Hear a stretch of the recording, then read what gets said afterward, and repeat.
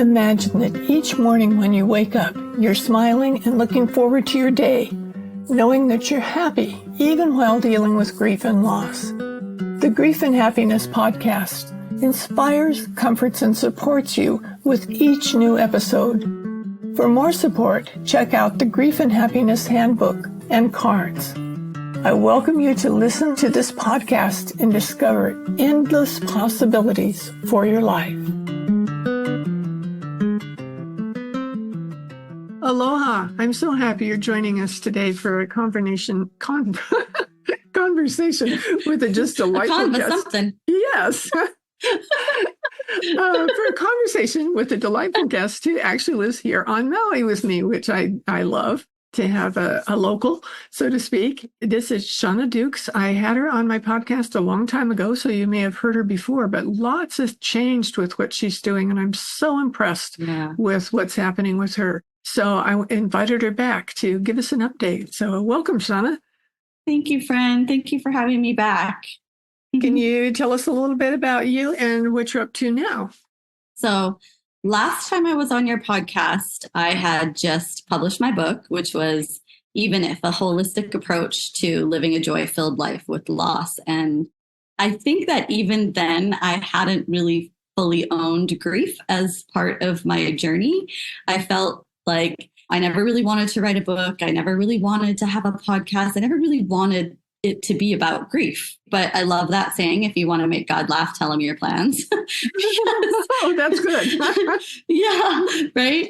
So I wrote the book. I felt like that's a whole story in itself of just how the book came about. But it came about and I felt like, okay, good. Once I decided, I think I'm supposed to write this book, it just kind of came out of me in 2 months. And then it was done. And I was like, okay, I felt like I'm good. I did my grief part, right? And I really just was wrestling with this idea for a very long time that grief was this big, dark, stormy cloud that followed me around and that I had to just carry the weight of it.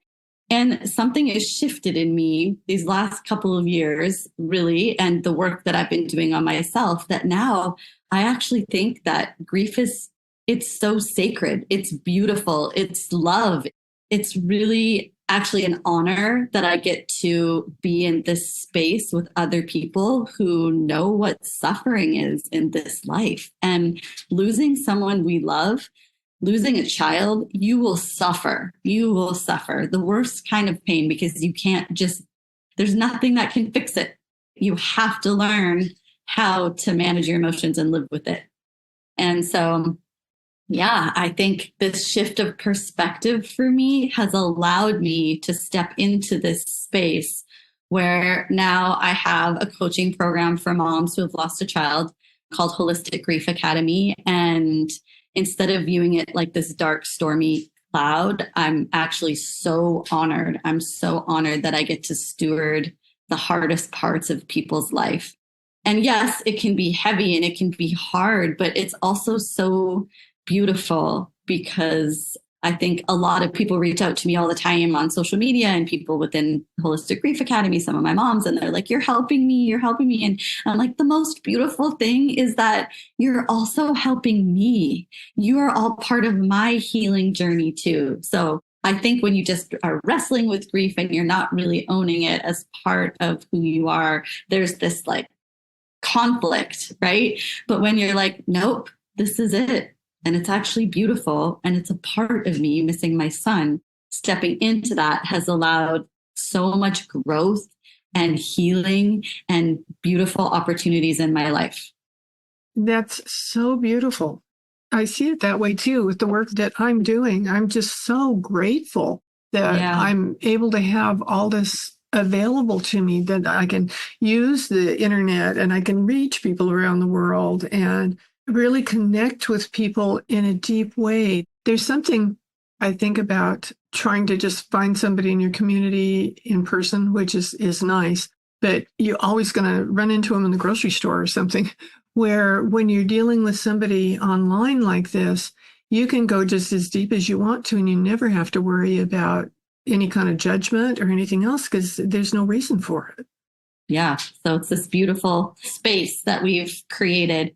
cultivated, if you will, because I don't think anything just happens. It's allowing ourselves, and you as well, to step into the space to own your grief as it's part of who we are now. It doesn't define me. It's not all of who I am, but it is a huge part of my life. But so is my son's life. And so is the life that's in front of me. It's all wrapped up in this big, beautiful, complicated mess of emotions and life. Yes. I was just thinking with what you were saying about, I think often we think that we're the only one that's grieving and that nobody gets us, nobody understands us. We don't have anybody to talk to. Nobody else is hurt as bad as this hurts. The community that you're building with what you're doing, I think, is allowing a lot. I love watching your social media. I'm so impressed with all the videos and things that you were able to have of Trucker. I feel like I know him, I love was that. Just so sweet little boy that he really was. What you're doing is such a beautiful tribute to him, but using that tribute in the service of others makes it even more beautiful. Thank you so much.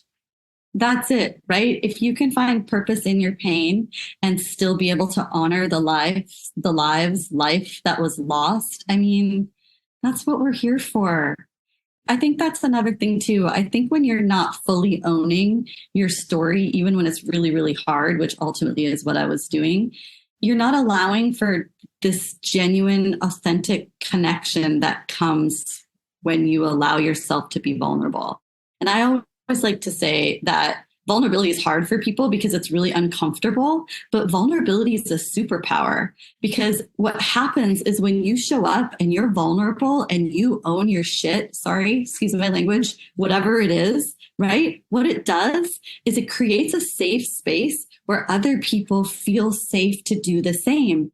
And then there's genuine connection.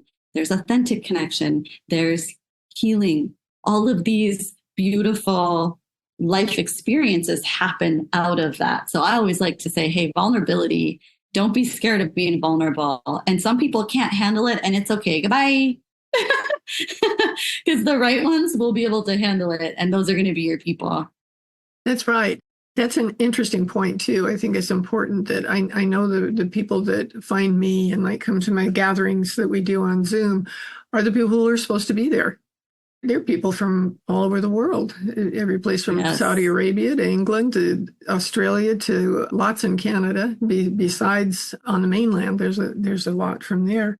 It's interesting to see all these different perspectives because different cultures look at things different ways, and to be able to see into the hearts of the other people who are also grieving at the same time you are gives you that sense that I am okay. I can do this. I can be happy. I can live. All those things that initially, especially with a child, because you're so not anticipating it. It's one thing when somebody's older, but when it's a child and there's no way you can anticipate something like that. Yeah. Yeah. There's a lot that come with it. That is for sure. I don't like to compare grief because I think it's relative to our lives, but I have unfortunately lost a lot of people. I lost a brother when we were 29. He was adopted by my family, but he was my best friend growing up. So we were both 29. I lost a brother. I lost my stepdad, who was like my second dad that raised me basically. And then I've also lost my father, and all of those are hard, big losses. I've never lost a husband, so I don't know that grief, but I will say that I didn't know. I touched aspects of grief with those losses for sure. But those people, when I lost them, weren't in my day-to-day life anymore. And not that it makes anybody's loss greater or less than. It's just nothing wrecked me like losing my son. I didn't know deep grief until I lost my son. And then it was just, I felt like an emotional zombie for a very long time, showing up, doing the things that people would expect you for normal life. But I didn't feel like myself for probably 5 years. 5 years. It's a long time, right? Yeah. It wasn't like my son had the flu. He had cancer for 2.5 years and then died. And so there's a lot of trauma. There's just a lot wrapped up in all of that. So again, to be where I'm at now, he passed in 2017. So it's been 7 years to be here and then stewarding other hearts that I know how hard it is to still show up for the other people in your life and choose life. It's so beautiful. It's so beautiful, Emily. And I hope that people that follow me on social, regardless of your loss, I hope that people see me and have hope for their future. Because everything that I'm doing in my messaging, I want it to be like, I'm speaking to me. I'm speaking to the emotional zombie Shauna 7 years ago, right after my son passed. And I'm processing all of the trauma, right? Or trying just to still show up and live. So, but I also want people to see, hey, it's possible. It's possible to walk through the hardest thing that you ever thought possible could ever happen to you and still have a beautiful life and still experience moments of joy. And that's something that I really work with my moms in Holistic Grief Academy, like this concept of duality, right? It's going to be both. We can hold both spectrums of these really big emotions all at the same time. We can feel the deepest sorrow we've ever felt with missing one of our children and still have moments of joy because there's still life in front of us, right? If we're here still living and breathing, there's still purpose for our lives, right? There's still life to live going forward. So it's this concept that it doesn't have to just be one or the other. And that's beautiful even of itself. And if you know me well, if you ever spend time with me, that is the essence of who I am. Like I am crying one moment, I'm laughing the next, I'm crying, I'm laughing, I'm crying. It's just like, I just own it all. I'm like, well, this is happening. This is me now. And I'm totally okay with it. I love that. When I first started working with the concept of grief and happiness, I had so many people say those two words don't go together. You can't, how can you do that? That's not true. And It's taken me a while for people to see that what I'm saying is true, that you can grieve and be happy at the same time. Yes. You're not happy over what you're grieving. That wouldn't work. But there's absolute space, and it's essential to be able to realize that you can do both at the same time. Yes. I heard this beautiful analogy. Have you read Love and Grief by Emily Bingham? No, I haven't read that one. It's a newer book, but it is so brilliant. And she has this analogy in it that I love. And she says, picture yourself on a long dirt road. Behind you is your old life. And you look behind and you desperately want to go back, but you can't. And your old life is comfortable and you know it and you miss it and you crave it and you just so desperately want to go back, but you can't, right? You have to move forward. And so you're in this area and she calls it the void. And I'm like, ooh, that's so good. Because forward into the future is unknown. It's unscary. It's really scary. It's different, but you can't just stay in the void. And you know that. So there's a season where you're kind of in the void and you're acknowledging all of that. And you know you can't go back there, but how you choose to move forward. So she says, right now you have this road to pave ahead. And for me, what I work on with Holistic Grief Academy is, she talks about just one road being ahead, but I actually think there's two roads. I think you have a choice in how you heal. And I think there's a fork in the road, right? And one way is just chronic numbing, which I did for a very long time. I wasn't a raging alcoholic, but I could see how that could very easily happen. I looked forward to happy hour. And it doesn't have to be alcohol. It can be anything, right? It can be weed. It can be mindless scrolling on social media. It can be Netflix.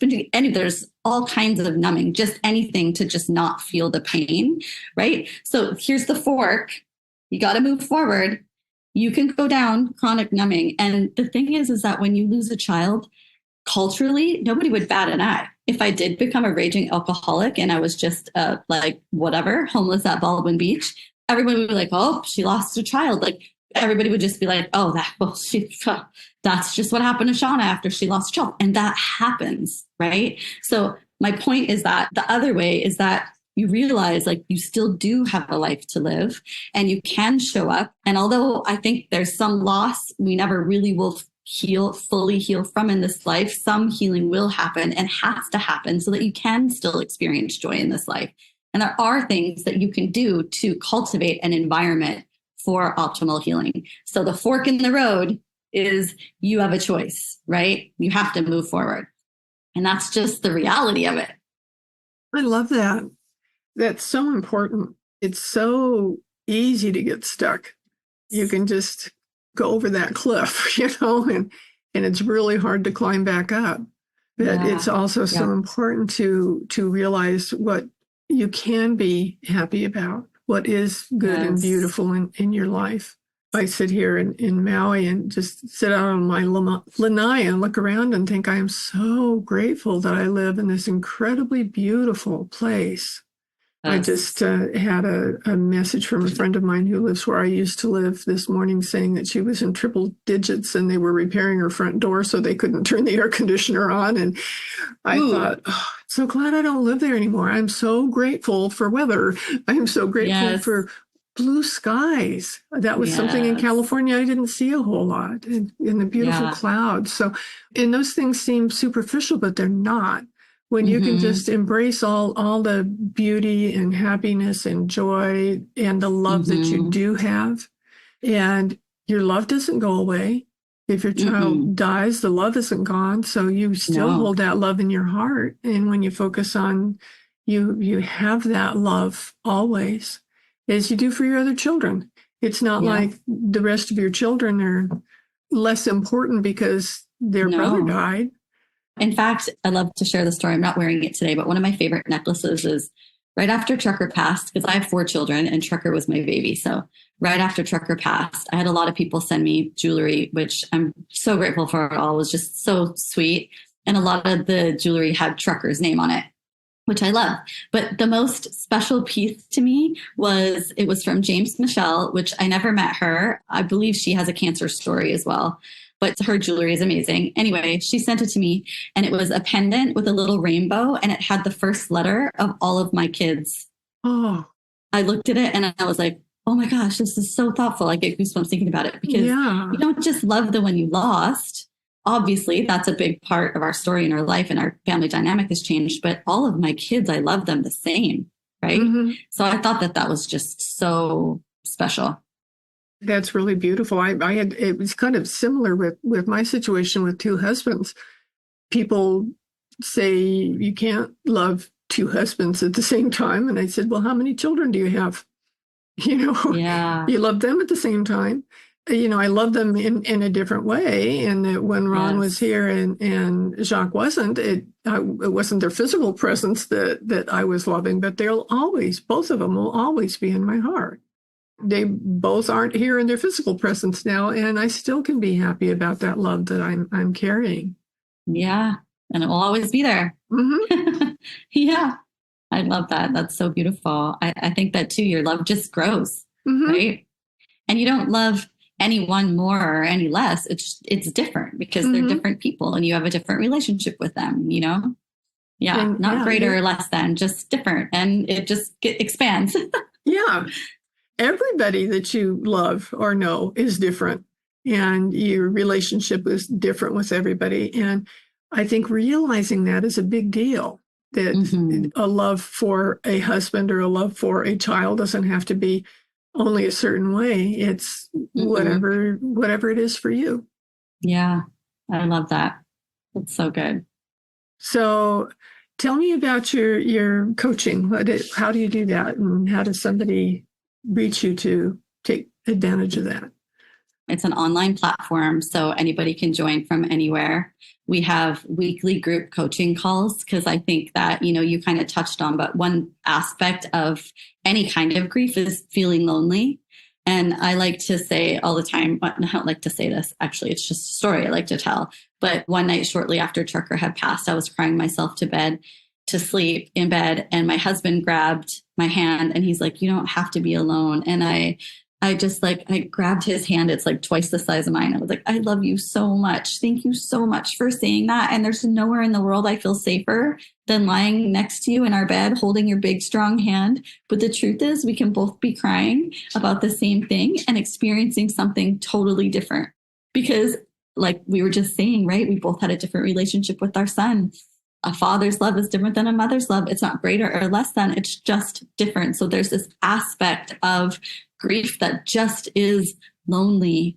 So my heart in starting Holistic Grief Academy for mothers, right now I'm just nurturing moms because I know moms the best. And so we do group coaching calls because there's so much value in that community. And although each one of our journey is ours to take, and there's an aspect that we know is going to be lonely, there is some comfort in knowing that others know some of what you're going through. So we do weekly group coaching calls, but I also we do check-ins just with me personally throughout the week as well.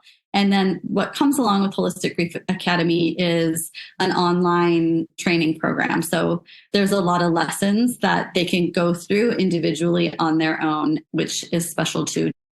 I feel like really the value in any sort of grief support is the community, but there is a lot of information that is really helpful just in processing emotions and knowing what to expect. And so, so there's that aspect of it as well. And then we also have a private Facebook community just for additional support. And I'm in there all the time encouraging people. So it's actually just this most beautiful community. I have so much love for all of the moms in there as a nurturing mother myself, but then also just watching them go through their process and being able to guide them. It's really such a beautiful community. I feel very, very blessed to have it.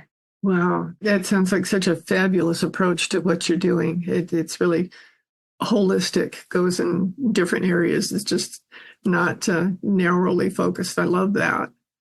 I will put in the show notes how you can get in touch with Shauna and how you can take part in what she has to offer, if that is relevant to you.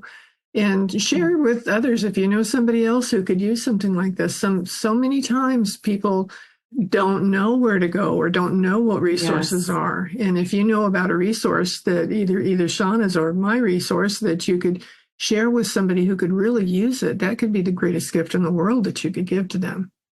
Absolutely. I agree. Yeah. I had one of the moms, we were talking in the beginning, and she was like, could you have used a you in the beginning? I was like, oh man, I wish I had a me. I still wish I had a me. I wish I had a me 7 years ahead now from where I'm at to tell me where I'm at now. But man, back, right after Trucker died, I would have done anything to be a part of something like this, just to be stewarded, because it's so confusing and complicated. And there's just so much happening in your mind and your heart you're trying to align while you're still trying to show up and be a human. Yeah. I know. I think I'm reflecting on what I've done is finding the comfort that I wasn't finding without what I've done. So I'm getting as much out of it, I'm sure, as the people are who participate in it. And we support each other. And it's a great way to have that kind of support. That's where the magic is. Yes. Well, thank you for sharing your magic with us today. I'm so impressed with what you do, and I'm grateful to put the things in the show notes so people can get a hold of you and take advantage of your wonderful gift. Thank you, Emily. And thank you for what you do. It's so invaluable to have just grief and happiness and resources. And you are just such a bright light as well. So thank you for showing up the way that you do. I appreciate you, friend. Thank you. I appreciate that. It's really nice to get it back, so to speak. So thanks. I'm so glad that you are here, and I will look forward to watching you grow and blossom even more. Thank you. Do you want more comfort and support and happiness? Join the Grief and Happiness Alliance at our free gatherings on Zoom every Sunday. Visit my website at griefandhappiness.com and read my books, The Grief and Happiness Handbook, and get your set of the beautiful Grief and Happiness cards. Be sure to subscribe to our podcast, rate it, review it, and binge listen to all of our episodes. I can't wait to welcome you back to another episode of the Grief and Happiness Podcast.